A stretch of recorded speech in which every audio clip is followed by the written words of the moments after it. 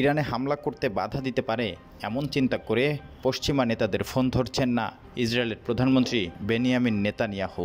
স্থানীয় সংবাদ মাধ্যমের বরাত দিয়ে আনাদুলু এজেন্সি বলেছেন যে নেতানিয়াহু মনে করছেন পশ্চিমা নেতাদের ফোন ধরে তিনি চাপের মুখোমুখি হবেন এবং ইরানে হামলা করা থেকে বিরত থাকতে হবে।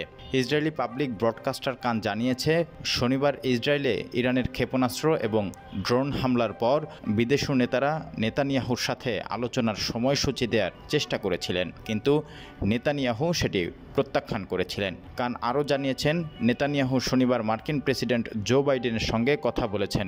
তবে কী কথা হয়েছে এ বিষয়ে নেতানিয়াহুর কার্যালয় কোনো মন্তব্য করেননি।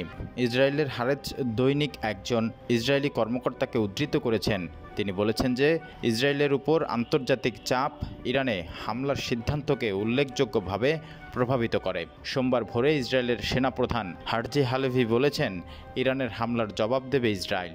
সিরিয়ার রাজধানীতে তাদের কূটনৈতিক কম্পাউন্ডে 1 এপ্রিলে বিমান হামলার প্রতিশোধ নিতে শনিবার ইরান ইসরায়েলের উপর বিমান হামলা চালায়। এতে 300টিরও বেশি ড্রোন এবং ক্ষেপণাস্ত্র নিক্ষেপ করেছে বলে জানা গেছে। ইসরায়েলের সেনাবাহিনীর প্রধান বলেছেন, তাদের ভূখণ্ডের ভিতরে ইরান যে ড্রোন ও মিসাইল হামলা চালিয়েছে সেটির জবাব দেওয়া হবে।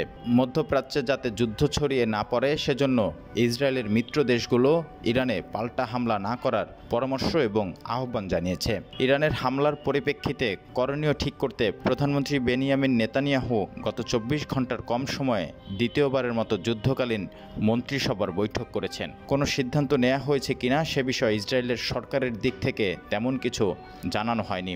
ইরান ইতিমধ্যে বলেছে যে তাদের হামলার জবাবে ইসরায়েল যদি আবারও হামলা চালায় তাহলে এর চেয়ে বেশি কঠিন জবাব দেয়া হবে।